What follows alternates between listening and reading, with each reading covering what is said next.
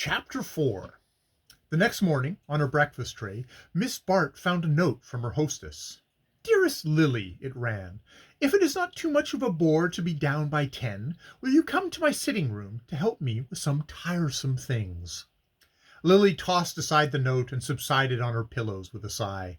It was a bore to be down by 10. An hour regarded at Belmont as vaguely synchronous with sunrise, and she knew too well the nature of the tiresome things in question.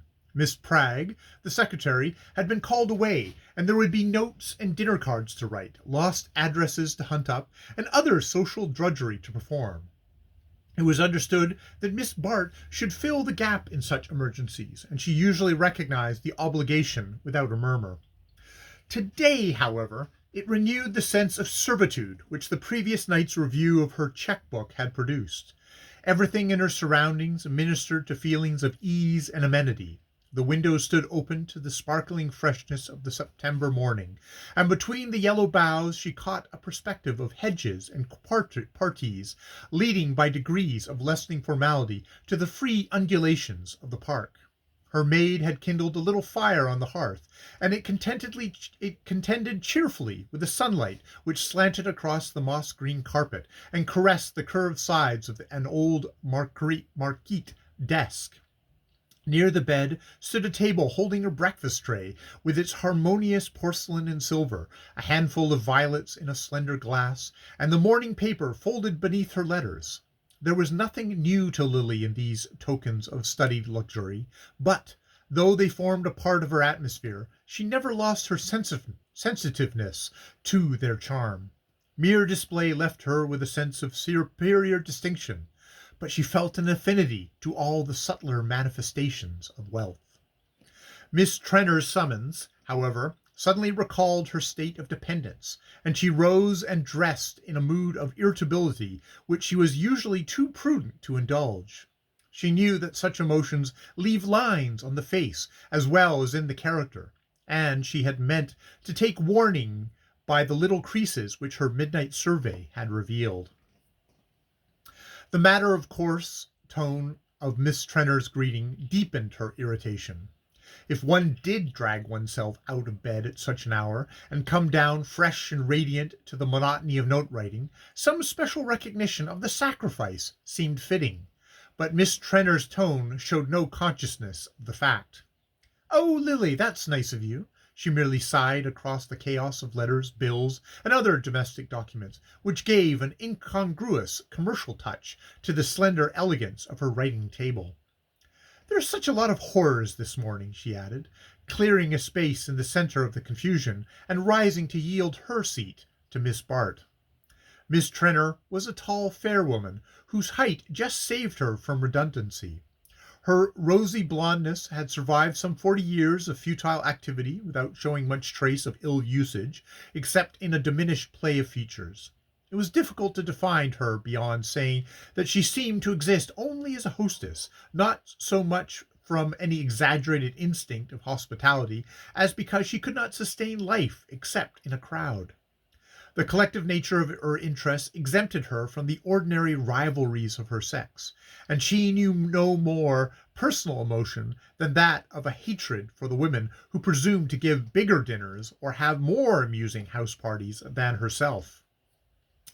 As her social talents, backed by Mr. Trenner's bank account, almost always assured her ultimate triumph in such competitions, success had developed in her an unscrupulous good nature towards the rest of her sex, and in Miss Bart's utilitarian classification of her friends, Miss Trenner ranked as a woman who was least likely to go back on her.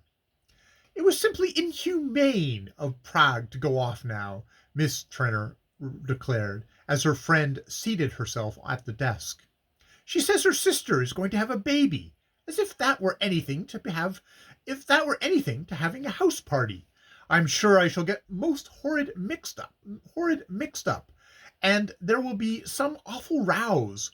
When I was down at Tuxedo, I asked a lot of people for next week, and I've mislaid the list and can't remember who is coming. And this week is going to be a horrid failure, too. And Gwen Van Osburgh will go back and tell her mother how bored people were. I did mean to ask the Wetheralls. That was a blunder of Gus's. They disapprove of Carrie Fisher, you know, as if one could help having Carrie Fisher. It was foolish of her to get that second divorce. Carrie always overdoes things. But she said that the only way to get a penny out of Fisher was to divorce him and make him pay alimony. And poor Carrie has to consider every dollar. It's really absurd of Alice Wetherall to make such a fuss about meeting her, when one thinks of what society is coming to. Someone said the other day that there was a divorce and a case of appendicitis in every family one knows. Besides, Carrie is the only person who can keep Gus in a good humor when we have bores in the house. Have you noticed that all the husbands like her? All, I mean, except her own. It is rather clever of her to have made a speciality of devoting herself to dull people. The field is such a large one, and she has it practically to herself. She finds compensations, no doubt. I know she borrows money of Gus, but then I'd pay her to keep him in a good humor, so I can't complain after all. Miss Trenor paused to enjoy the spectacle of Miss Bart's efforts to unravel her tangled correspondence. "But it is only the Wetheralls and Carrie," she resumed, with a fresh note of lament. "The truth is, I'm awfully disappointed in Lady Criselda Wraith." "Disappointed? Had you known her before?"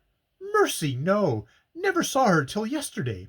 Lady Skiddaw sent her over with letters to the Van Osburghs, and I heard that Maria Van Osburgh was asking a big party to meet her this week, so I thought it would be fun to get her away.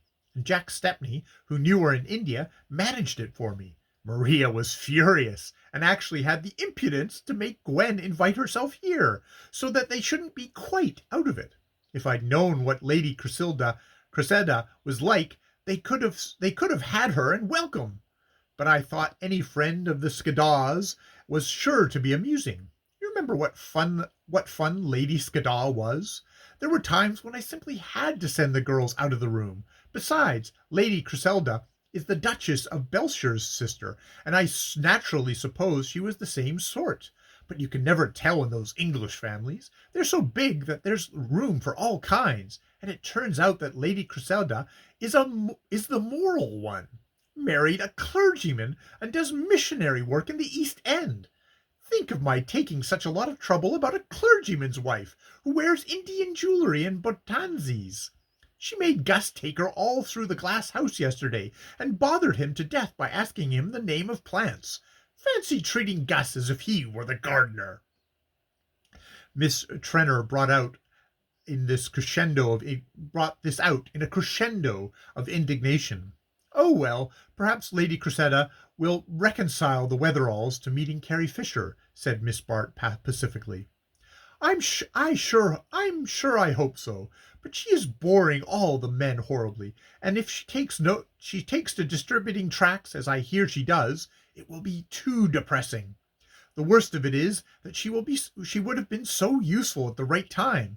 You know we have to have the bishop once a year, and she would have given just the right tone to things.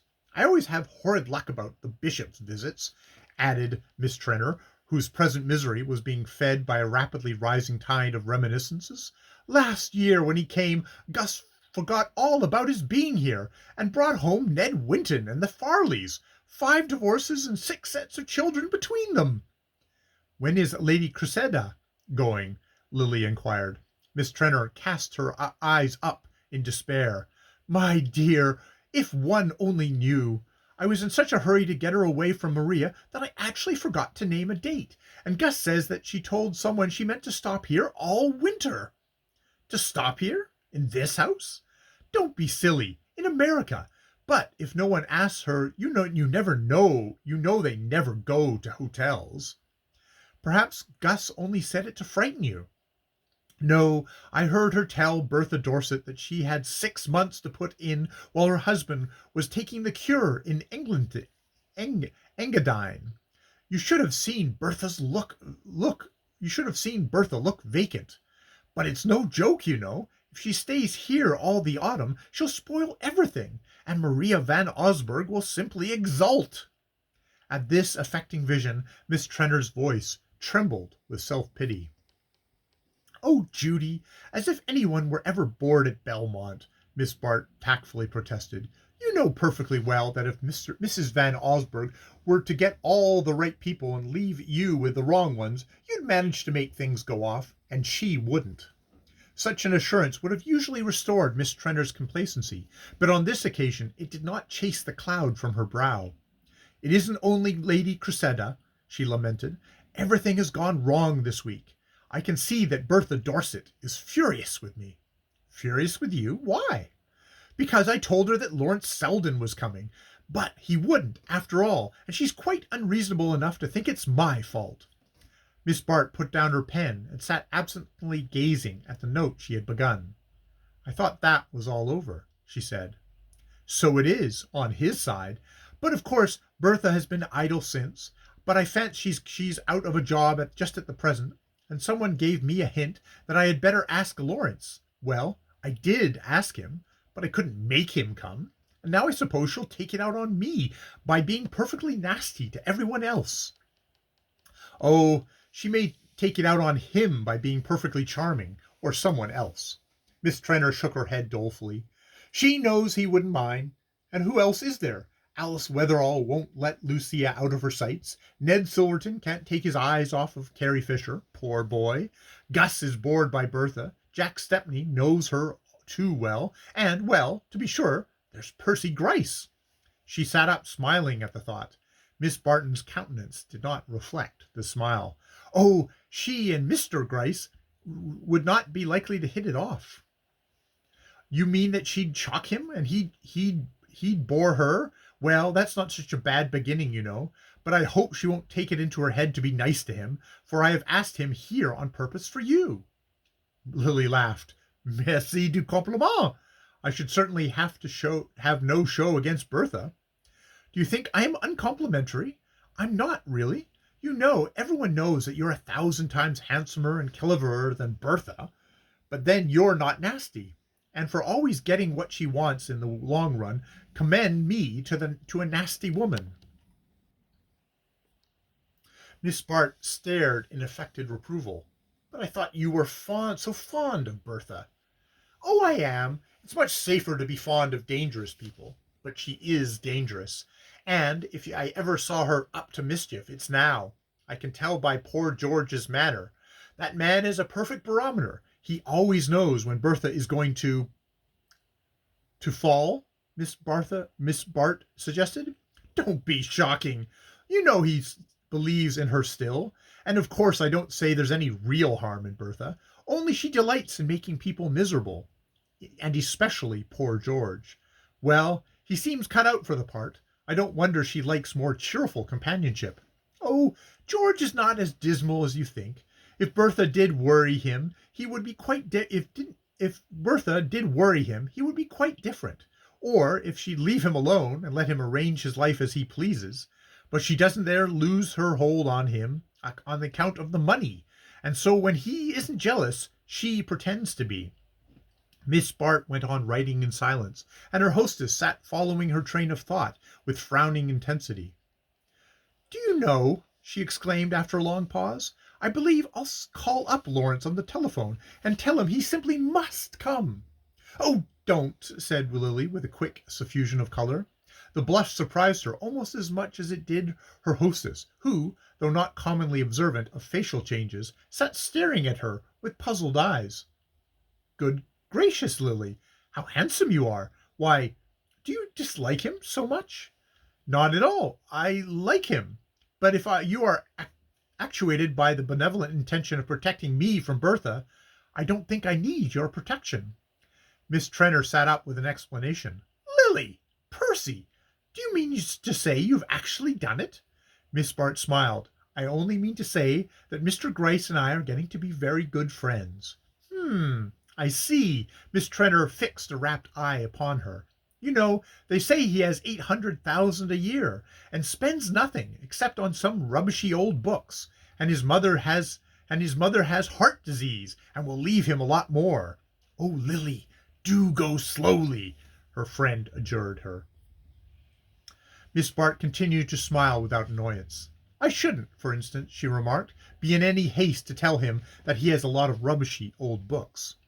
No, of course not. I know you are wonderful about getting up people's subjects, but he's horribly sly and easily shocked, and why don't you just say it, Judy? I have a reputation for being on the hunt for a rich husband. Oh, I don't mean that. He wouldn't believe it of you, at first, said Miss Trenner with a candid shrewdness. But you know things are rather lively here at times. I must give Jack and Gus a hint, and if he thought you were what his mother would call fast, oh, well, you know what I mean. Don't wear your scarlet crepe de chine for dinner, and don't smoke if you can help it, Lily dear. Lily pushed aside her finished work with a dry smile. You're very kind, Judy. I'll lock up my cigarettes and wear the last year's dress you sent me this morning. And if you're really interested in my career, perhaps you'd be kind enough not to ask me to play bridge again this evening. Bridge? Does he mind bridge too? Oh, Lily, what an awful life you'll lead. But of course I won't. Why, didn't you give me the hint last night? There's nothing I wouldn't do, you poor duck, to see you happy.